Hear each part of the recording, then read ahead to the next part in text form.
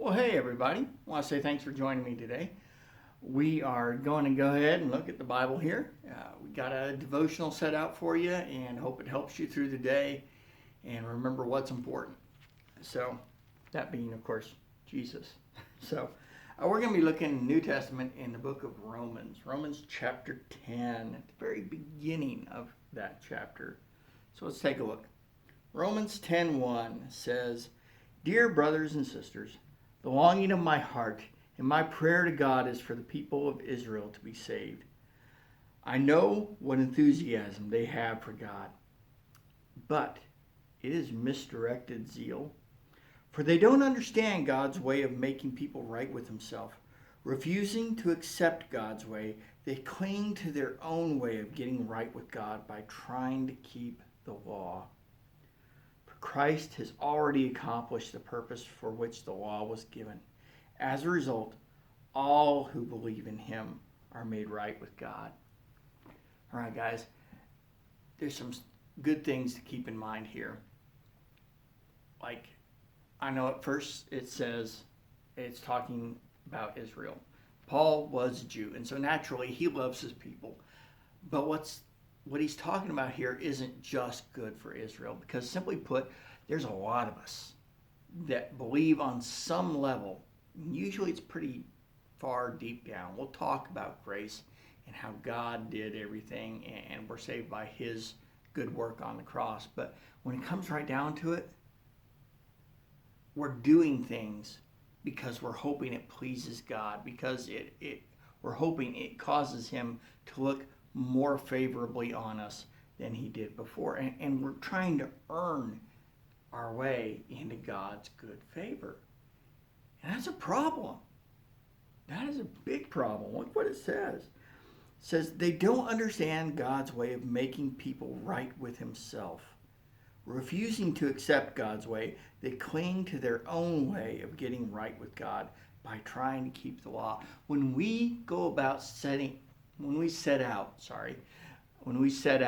to go ahead and do whatever it is, we usually have this kind of internal checklist. Okay, if I read my Bible this morning, okay, I did that. And if I pray, okay, I did that. If I went to church Sunday, okay, I did that. If I gave to the offering, okay, I did that. If we go and do all these things and we're expecting to get rewarded because of it, then simply put, it's useless. Guys, God doesn't work that way. He did it all. And it's not to say that we don't do good work. James talks about that. It says that we need to be doers, not just hearers. But the question is why? Why are we doing things? Are we doing them as a result of our salvation because God has saved us out of gratitude and love for Him? Or are we doing it because we're hoping to gain favor from Him? Guys, if you're trying to work your way into God's grace, then you've got an inherently flawed theology, and it's going to burn you. And I don't want that for you. So guys, keep in mind what it says here at the end. For Christ has already accomplished the purpose for which the law was given. So He already fulfilled the law. He did the law. He kept it perfectly, something that none of us have been able to do. And it goes on, it says, as a result, all who believe in Him are made right with God. We are made right not because of anything we do.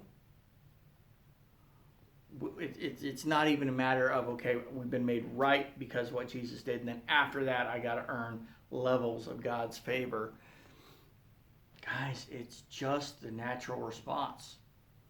That's what good works are. We're saved, we love God, so we do what He tells us.